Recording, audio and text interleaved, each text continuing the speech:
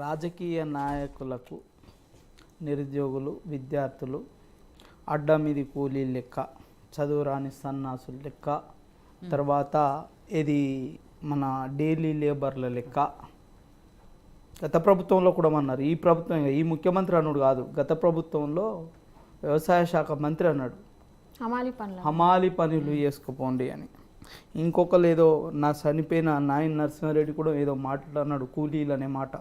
అంటే వీళ్ళంతా కూలీ శాఖకు మంత్రులు పని చేశారు కదా, వీళ్ళంతా కూలీ పనులు చేశారు కదా.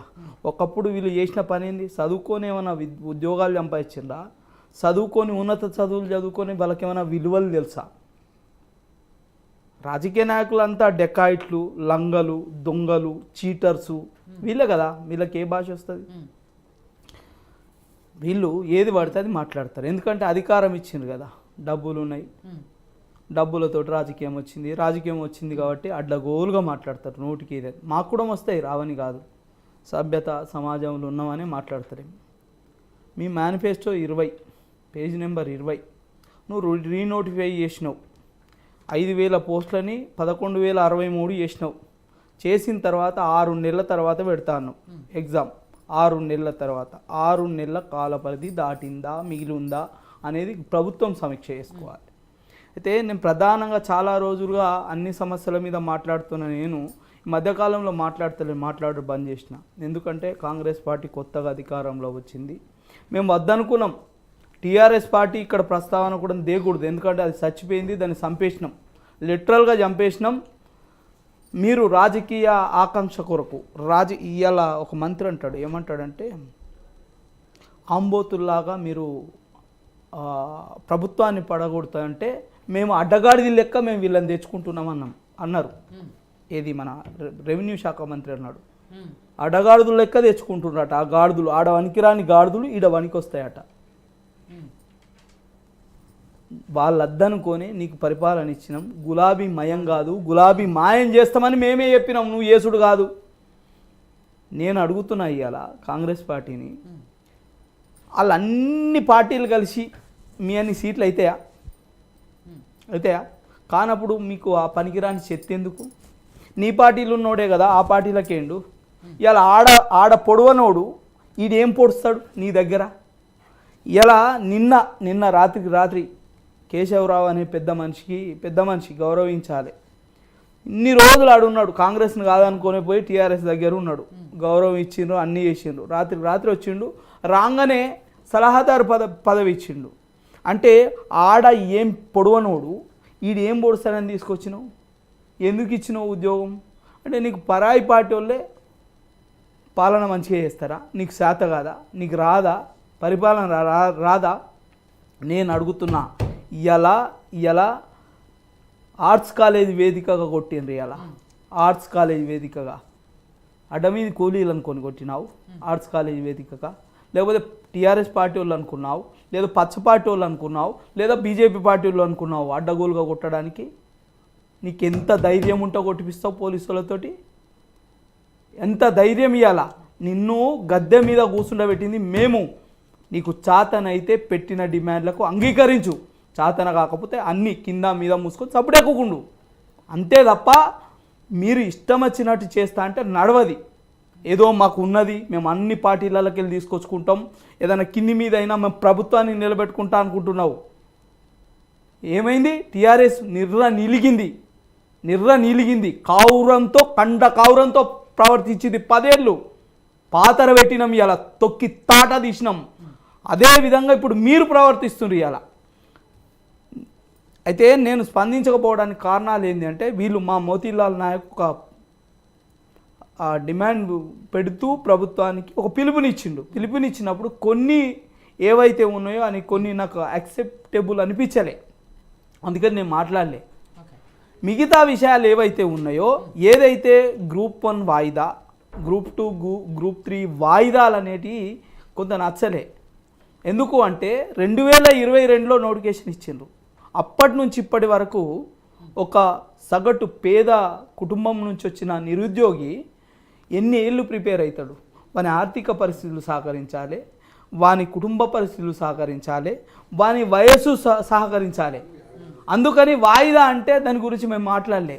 ఎస్, డిఎస్సి వాయిదా అంటే దాంట్లో కొంత న్యాయబద్ధంగా ఉంది, చట్టబద్ధంగా ఉంది, దానికి మేము మద్దతు ఇచ్చినాం. ఇంకా మిగతా డిమాండ్ల విషయానికి వస్తే రిలిక్విష్ జరిగిన గురుకుల ఏవైతే నియామకాలు ఉంటాయో ఆ నియామకాలలో ఎప్పుడు కానీ అవరోహణ క్రమం ఉండాలి, ఆరోహణ క్రమం ఉండకూడదు. కింది నుంచి పైకి ఎవడన్నా పోతాడా చదువుకున్నోడు?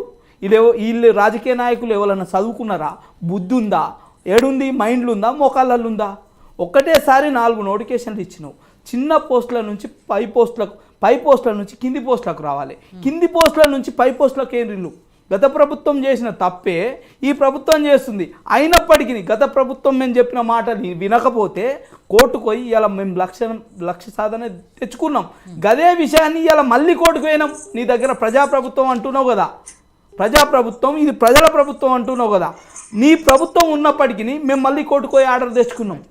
ఆర్డర్ తెచ్చుకున్నప్పటికీ మేము చెప్తే వినమా? ఇది ఆమోదయోగ్యమైన డిమాండ్ కాదా? రిలిక్విష్మెంట్ ఏమంటున్నావు? డౌన్ మెరిట్ ఇవ్వమని అడుగు. తప్పేముందా? ఏముందా ముఖ్యమంత్రి? తప్పేముంది? ఇలా డౌన్ మెరిట్ ఇవ్వమంటున్నాం. ఏ ఇయర్ అయితే ఖాళీలకు నువ్వు నోటిఫై చేసి నోటిఫికేషన్లు ఇచ్చినావో, ఆ రిజల్ట్ ఇచ్చిన నియామకాలన్నీ ఫుల్ఫిల్ చేయమని అడుగుతున్నాం. తప్పేముందని అడుగుతున్నా. ఎందుకు నువ్వు 2 లక్షల ఉద్యోగాలు ఇస్తా అన్న ఉద్యోగ నియామకాలకు ఏమైనా లోటు పడతాయని అడుగుతున్నా నేను. ఇలా లోటు పడతాయని అడుగు.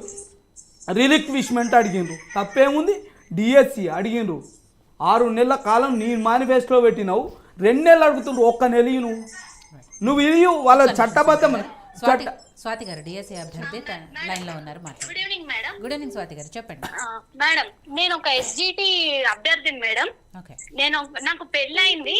నేను 2014 లో నా డిఎడ్ కంప్లీట్ అయింది. ఈ డిఎడ్ చేసినందుకు నేను ఒక్క జాబ్ కి కూడా ఎలిజిబుల్ కాదు. నేను డిఎడ్ చేసినందుకు ఓన్లీ ఇది మాత్రమే రాయడానికి ఎలిజిబుల్. కొన్ని సంవత్సరాలు డిగ్రీ లేదని నేను కొన్ని సంవత్సరాలు ఏ ఎగ్జామ్ రాయలేదు. నేను చదువురాందానా అంటే నాకు 10th లో మంచి మార్క్స్ ఉన్నాయి. నేను ఫస్ట్ క్లాస్ స్టూడెంట్, ఇంటర్ లో ఫస్ట్ క్లాస్ స్టూడెంట్ ని. నాకు బీటెక్ ర్యాంక్ వస్తే మా నాన్న వద్దమ్మా తొందరగా సెట్ అవుతావని నన్ను డిఎడ్ లకు పంపించిండు, గవర్నమెంట్ సీట్ వచ్చిందని. నేను ఇది చేసింది నా పాపం అయిందా మేడం? ఇప్పుడు ఆ కేసీఆర్ ఏమో నోటిఫికేషన్ వేయకుండా ఒక్కసారి నేను 2017 లో రాశాను. ఆ రాసినప్పుడు నాకు జస్ట్ మిస్ అయింది జాబ్. మా నాన్న కూడా మీ అమ్మాయి బాగా చదువుతుంది, నీకు మీ అమ్మాయికి జాబ్ వస్తుంది అందరూ అంటే బాగా ఊహించుకున్నారు. కానీ తర్వాత ఒక్క నోటిఫికేషన్ కూడా రాలేదు. రాకపోవడం వల్ల నేను ఎంత లాస్ అయినంటే, నా తమ్ముడు నాకన్నా 5 ఏళ్ళు తర్వాత పుట్టినోడు కూడా బీటెక్ చేసిండు, జాబ్ చేసుకున్నాడు. మా అక్క నాకన్నా 5 ఏళ్ళ ముందు పుట్టింది కూడా జాబ్ ఏదో ఒకటి ప్రైవేట్ చేసుకుంటుంది. నాకేంటంటే నేను బాగా చదువుకోవాలి, గవర్నమెంట్ జాబ్ తెచ్చుకోవాలి, మా నాన్న లాగా నేను కూడా గవర్నమెంట్ జాబ్ చేయాలని నాకు కోరిక. నేను ఇన్ని ఏళ్ళ నుంచి వెయిట్ చేస్తున్నా. నా డిగ్రీ అయిపోయింది, నోటిఫికేషన్ రాలేదు. ఈ నోటిఫికేషన్ వెయ్యట్లేదని మా ఇంట్లో కూడా అసలు బీఆర్ఎస్ కి ఏ రకంగా లేదు, నా బిడ్డ నష్టపోయింది, మేము వేయమన్నట్టుగా అసలు వాళ్ళు మొత్తం కాంగ్రెస్ కి సపోర్ట్ చేసి కాంగ్రెస్ కి వేసారు. ఈ రోజు ఏమైతుంది? మీరు అంటున్నారు ఇంకొక నోటిఫికేషన్ పడుతుంది, మీరు రాసుకోండి అంటున్నారు. నాకు పెళ్లి అయింది, నాకు 2 పిల్లలు అయ్యారు. ఇప్పుడు ఇద్దరు ఎంత చిన్న పిల్లలు మేడం, 1 year లో పాప ఒకటి, ఇప్పుడు ఆ బాబు ఉన్నాడు 2.5 years బాబు. వాళ్ళు ఇద్దరిని వేసుకొని మా అత్త మామల్ని ఒప్పించి మా ఆయన మా అమ్మ వాళ్ళ ఇంటికి పంపించిండు. నేను 3 నెలల నుంచి ఇక్కడ ఉంటున్నా. చదువుతున్నా. నాకు కూడా ఉంది తొందరగా అయితే నేను రాసుకొని వెళ్ళాలి. అత్తమ్మ వాళ్ళకు దూరం ఉంటున్నా, మా ఆయనకు దూరం ఉంటున్నా, మా అమ్మోళ్ళు నన్ను సాదుతున్నారు, వాళ్ళు నాకు ఖర్చులు పెట్టుకుంటున్నారు. నేను ఇప్పుడు ప్రిపేర్ అవుతున్నాను. అత్తమ్మ వాళ్ళ ఇంటికాడ ఉంటే ఎంతైనా అమ్మ అయితే అమ్మ నాకు చదువుకున్నది. ఇది 1 గంటనో 2 గంటనో 3 గంటలో చదివితే అయిపోయేది కాదు మేడం. మేము 12 గంటలు 13 గంటలు చదివితే అవుతుంది. అక్కడ ఉంటే చదువుడు వీలైతుంది అని ఇక్కడికి పంపించిండు. ఇప్పుడు ఇంకొక నోటిఫికేషన్ వీళ్ళు వేస్తాం రాసుకోండి అంటుండ్రు. నాకు మళ్ళీ ఈ అవకాశం వస్తుందా? వాళ్ళు నన్ను ఇక్కడికి పంపిస్తారా? నేను మళ్ళీ రాయగలుగుతానా? ఇక ఉన్నదేదో ఇక్కడనే రాసుకోరాదు, అప్పుడే రాలేదు. మీరే అంటున్నారు ఇన్ని కష్టాలు పడుతూ, అంటే అమ్మ వాళ్ళ ఇంట్లో ఉన్నాను, తొందరగా అయిపోతే నేను కూడా అక్కడికి వెళ్ళిపోతాను, ఆయన దగ్గరికి వెళ్ళిపోతాను. తొందరగా అయిపోతే మంచిదే కదా. మళ్ళీ లేదు మేడం, సిలబస్ అవ్వట్లేదు.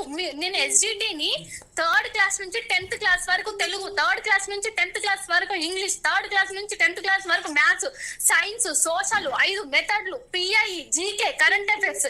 నేను ఇంతగానో మనం మొత్తం మా అమ్మ మీద ఆధారపడుకుంటా కూడా చదివినా కానీ నాకు అయితలేదు. నేను 2-3 సార్లు రిజైన్ చేసినా నాకు మీరు 3 గుర్తుకుంటలేదు. నెలల నుంచి మాట్లాడాలి, ఇప్పుడు తప్పు ఇంతకాలం మా మీద నేను మా పెట్టుకుంటాం. ఇంటికి వచ్చి 25 రోజులకి prepare అయ్యి ఇలా రేపు మాట్లాడడానికి నాకు అర్హులు visa కాదన్నా? లేకున్నా ఏదైనా జాబ్ రాకపోతే నేను కోరుకుంటున్నా, ఇంత కష్టపడేదాన్ని నాకు కూడా ఉంది. కాకపోతే